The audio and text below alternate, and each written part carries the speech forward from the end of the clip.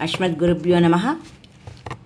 మనము ప్రకృతి నియమాలు దోషరహిత న్యాయము అనే సద్గ్రంథంలో భగవంతుడు కర్మ సిద్ధాంతం అనే అంశంలో వైరుధ్య లక్షణాలుగా ఉన్నట్లు కనిపించే శ్రీకృష్ణుని గురించి తెలుసుకుందాం. భగవంతుడు నడుస్తాడు, నడవడు. భగవంతుడు చాలా దూరంలో ఉన్నాడు, కానీ అతి చేరువలో కూడా ఉన్నాడు. అతడు ప్రతిదానిలోనూ ఉన్నాడు, అయినా ప్రతిదాని బయట కూడా ఉన్నాడు అని శ్రీ ఈశోపనిషత్తు పలికింది. కృష్ణుడు నడుస్తాడు, నడవడు అనేది ఎట్లా సాధ్యపడుతుంది? దీనికి ఒక మోటు ఉపమానాన్ని తీసుకుందాం. సరిగ్గా మధ్యాహ్నం వేళ సూర్యుడు నడినెత్తి మీద ప్రకాశిస్తూ ఉంటాడు. అప్పుడు మీరు నడక సాగిస్తే సూర్యుడు కూడా మీ వెంట నడుస్తున్నట్లు మీకు అనిపిస్తుంది. 40 ఏళ్ల కిందట జరిగిన సంఘటన. చిన్నపిల్లవాడు అతడు నడుస్తూ ఉన్నాడు. అప్పుడు అకస్మాత్తుగా అతడు అడిగాడు వాళ్ళ తండ్రిని, నాన్న, ఈ చంద్రుడు ఎందుకు మన వెంటే వస్తున్నాడు అని అడిగాడు ఆ పిల్లవాడు. చూసారా, సూర్యచంద్రుడు ఆకాశంలోనే స్థితమై ఉన్నప్పటికీ మన వెంట నడుస్తున్నట్లుగా అనిపిస్తుంది. అదేవిధంగా మనము విమానంలోనో రైలులోనో ప్రయాణిస్తున్నప్పుడు కూడా సూర్యుడు కానీ చంద్రుడు కానీ మన వెంటే వస్తున్నట్టుగా కనిపిస్తుంది. సూర్యచంద్రులకే ఇది సాధ్యపడినప్పుడు మనతో కృష్ణుడు కలిసి ఎందుకు నడవడు? అతడు ఎంతో దూరంలో నెలకొని ఉన్నప్పటికీ అతి చేరువలో కూడా ఉన్నాడు. మరి ఒక రకంగా చెప్పాలంటే శ్రీకృష్ణుడు తన అనుయాయులతో గోలోక బృందావనంలో లీలను అనుభవిస్తున్నప్పటికీ అదే సమయంలో ఈ భౌతిక జగత్తులో కూడా సర్వత్రా ఉన్నాడు. ఈ రకంగానే భగవంతుడు నడుస్తాడు, నడవడు అనేది జరుగుతుంది. కృష్ణుడు ఇక్కడ గోలోకంలో కూడా లేకపోతే భక్తులు నైవేద్యం పెట్టే ఆహారాన్ని ఎట్లా స్వీకరించగలుగుతాడు? భక్తులు నైవేద్యం పెట్టేదని శ్రీకృష్ణుడు స్వీకరించడని అనుకోకండి. ఎప్పుడైనా ఎవడైనా భక్తితో ఏదైనా సమర్పించగానే అతడు వెంటనే తన చేతిని చేస్తాడు. ఈ విషయాన్ని భగవద్గీతలో 9వ అధ్యాయం 26వ శ్లోకంలో శ్రీకృష్ణుడు తదహం భక్తి ఉపహృతం అశ్నామి, శ్రద్ధతో ప్రేమతో ఎవరైనా దేనినైనా సమర్పించినప్పుడు నేను దానిని స్వీకరిస్తాను అని అన్నాడు. ఓహ్, శ్రీకృష్ణుడు ఎంతో దూరంగా గోలోక బృందావనంలో ఉన్నాడు, నేను నైవేద్యం పెట్టిన దాన్ని ఎలా తింటాడు అని జనులు అడుగుతూ ఉంటారు. కానీ అతడు దానిని స్వీకరిస్తాడు, ప్రేమతో అర్పిస్తే దానిని తింటున్నాడు. అంటే శ్రీకృష్ణుడు సర్వత్రా ఉన్నాడు. అతడు ఎక్కడైనా వెంటనే ప్రత్యక్షం కాగలుగుతాడు. కానీ అతడిని పిలిచేటంతటి యోగ్యత మనకు ఉండాలి. మీరు నిజంగా భక్తులైతే, మనము నిజంగా భక్తులైతే శ్రీకృష్ణుడు వెంటనే వచ్చి మిమ్మల్ని కాపాడుతాడు. దానవుడైన హిరణ్యకశిపుడు తన కొడుకైన భక్త ప్రహ్లాదునితో పంతమాడుతూ, నీ భగవంతుడు ఎక్కడ ఉన్నాడు? అతడు సర్వత్రా ఉన్నాడని నీవు అంటున్నావు. అయితే ఈ సభా మండపంలో ఈ స్తంభంలో ఉన్నాడా?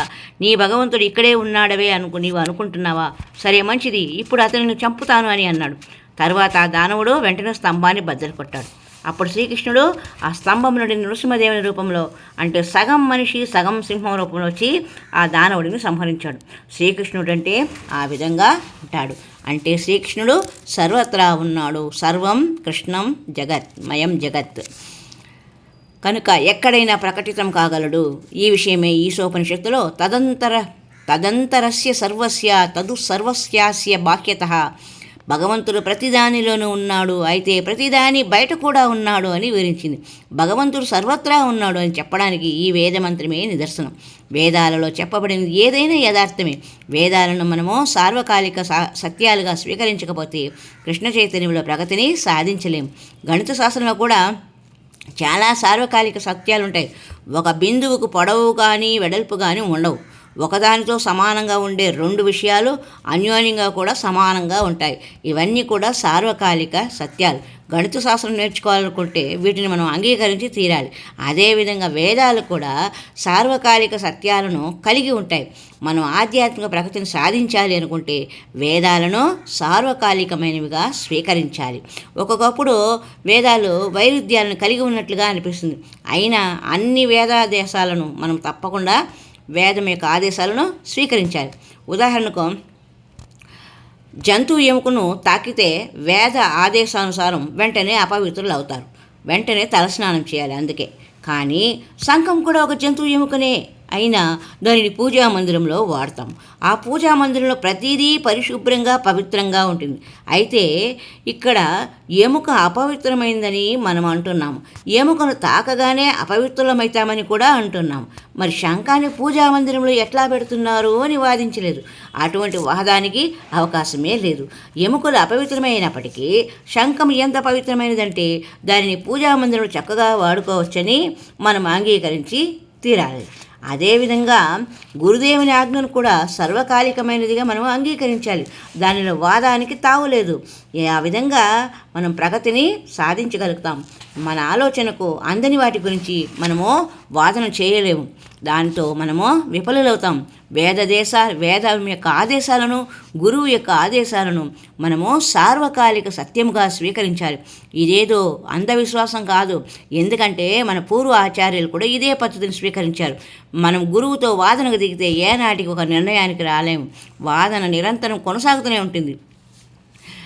మనము ఒక వాదనం చేస్తాము, గురువుగారు ఒక వాదనం చేస్తారు. ఇది అసలైన పద్ధతి కానే కాదు. తర్కో ప్రతిష్ఠ శృతయో విభిన్న. కేవలం తర్కము, వాదము ఒక దృఢమైన నిర్ణయానికి చేర్చలేదు అని మహాభారతం పలికింది. వివిధ దేశాలు, వివిధ పరిస్థితుల కారణంగా ఒక శాస్త్రం ఇంకొక శాస్త్రానికి భిన్నంగా ఉంటుంది. నాసా ఋషిర్యస్య మతం నా భిన్నం అని కూడా చెప్పబడింది. అంటే తాత్విక కల్పనకు సంబంధించినంత వరకు ఒక తత్వవేత్త ఒక సిద్ధాంతాన్ని ప్రతిపాదిస్తాడు, ఇంకొక తత్వవేత్త ఇంకొక సిద్ధాంతాన్ని ప్రతిపాదిస్తాడు. ఈ సిద్ధాంతాలు ఎల్లప్పుడూ పరస్పరం విరోధించుకుంటాయి. మనము వేరొక తత్వవేత్తను బోధించినది ప్రముఖ తత్వవేత్త కాలేము. ఈ తత్వ విధానము ఆ విధంగా ఉంటుంది. అటువంటిప్పుడు అసలైన తాత్విక సత్యాన్ని మనిషి ఎట్లా తెలుసుకుంటాడు? అందుకే ధర్మస్య తత్వం నిహితం గుహాయాం అని చెప్పబడింది. ధర్మరహస్యం ఆత్మదర్శుల హృదయాలలో నిలిచి ఉంటుంది. మరి దానిని అనుభూతం చేసుకోవడం ఎట్లా?